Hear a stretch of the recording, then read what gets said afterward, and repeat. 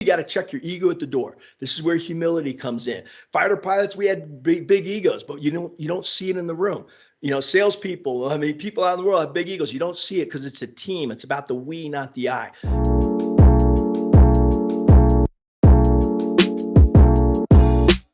Congratulations on your best-selling book. What do you mean by fearless success? Well, Lauren, first off, let me just say, glad to be here. It's an honor to be with you and everybody. Glad to be here as part of the book. So fearless success is a process and a mindset on high performance. And what I do is I take you behind the scenes, first-person account of this elite high performance in a metaphor. And it's part of not only my time flying jets off aircraft carriers, but more importantly, with the Blue Angels. So you all know in the UK, it's the Red Arrows. All around the world, there's different flight demonstration teams. And what we do is we go behind the scenes and we say, what are the critical processes? But here's even more important. What is the critical mindset that we had in that dynamic environment?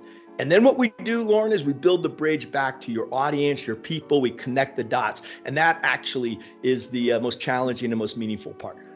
So what are the key attributes to building a high performance team?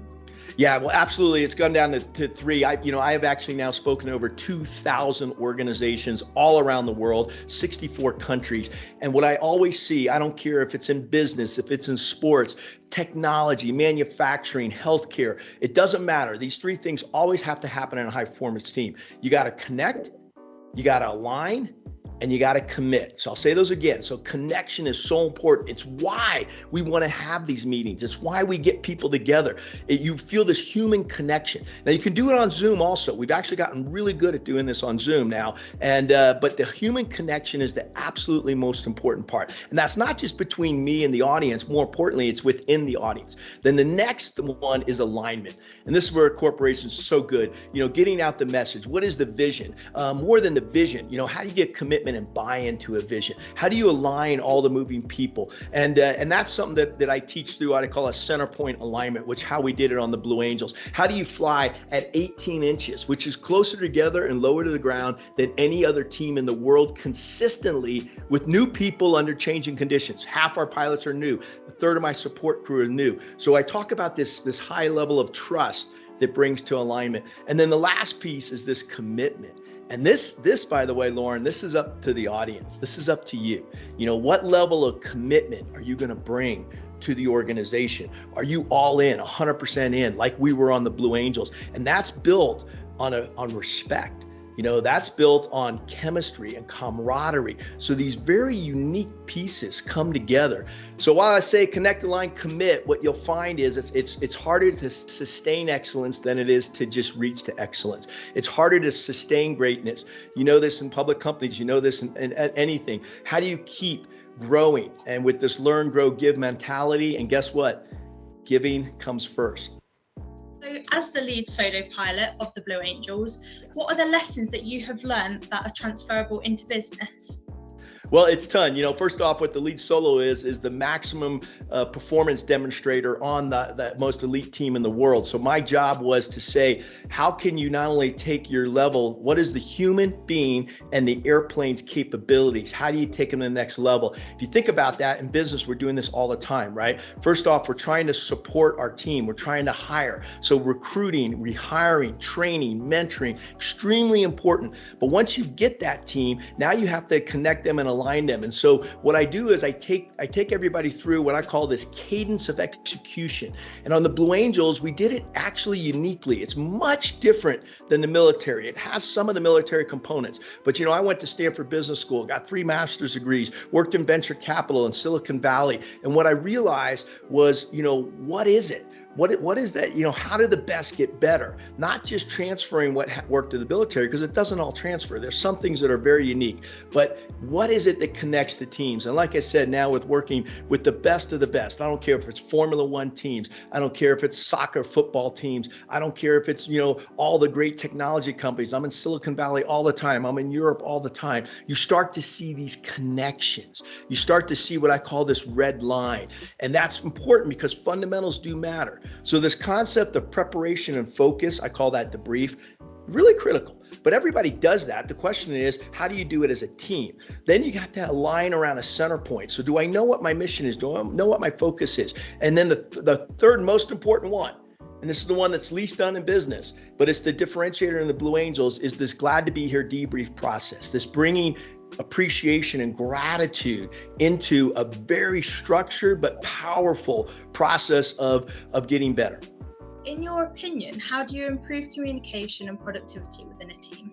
Yeah, well, you need a cadence of execution. And so I mentioned it a little bit earlier, but let's go deeper. You have to be prepared and focused, right? So that's the communication part. And I'll give you an example. Before we went flying, I take you inside our Blue Angel briefing room, and you get to see us preparing not only our processes. At this point, we know the processes. That's not the thing. I'm preparing my mind.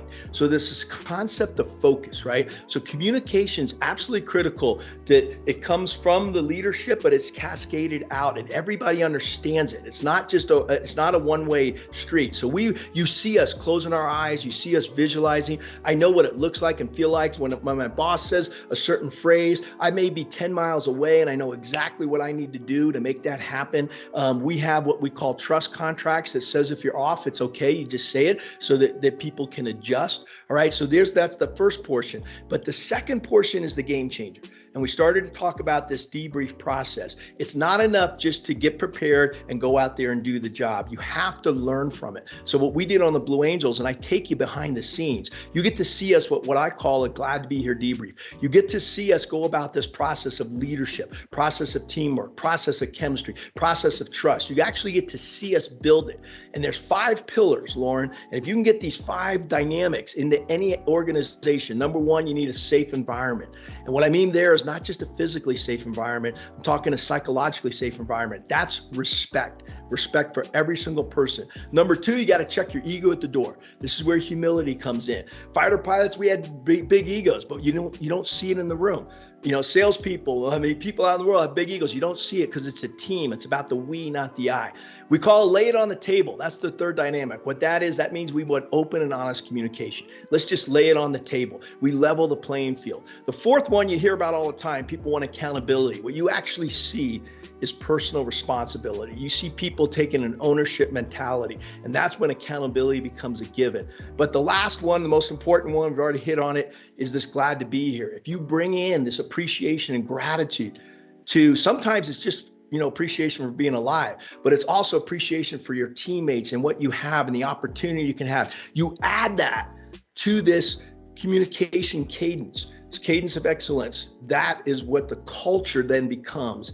And the culture is what sustains. Culture is what sustains this throughout new people, changing conditions. Doesn't matter what the markets are doing. Doesn't matter if we got people coming in or leaving. We got to merge together. It all comes together with this culture of excellence. What advice can you give to employees and businesses trying to build mental resilience?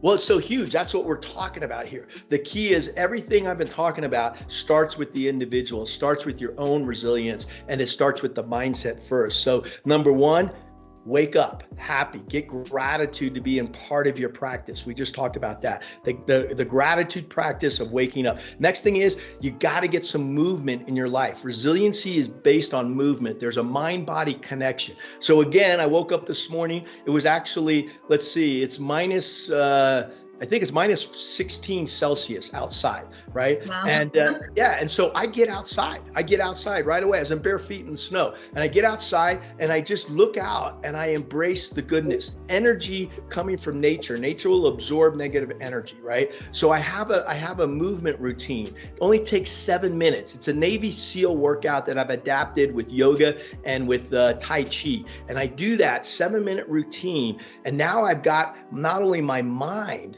but my body in a beautiful state. And then I always end up inverted. I told you I stand on my head. You don't have to stand on your head, but it's important to get to counter the forces of gravity, the pressure, the stresses of your life, and you're able to reverse those. That's just the start. So the big thing is wake up with gratitude, get some exercise, get outside. You could just walk, by the way, walking to work, riding a bike, something like that would help. Okay.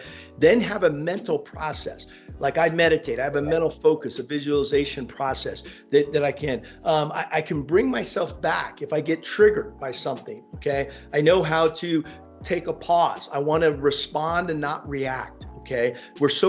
Our bodies and our minds are so geared to just react to something. Somebody says something, you get this email, and you can feel it's a chain of events, right? First off, you're like, it knocks you off balance. Next thing that happens is you start to get upset. And then the more you think about it, you start to get really mad and angry, and it cascades up, right? So you want to be aware, and it's in the gap that you make your decisions, right? It's between the stimulus and the response. In between there is where your decisions and your destiny lies. So that's the resiliency, to build that awareness to say, oh, I'm going to take a pause. Those three steps will help anybody, guaranteed.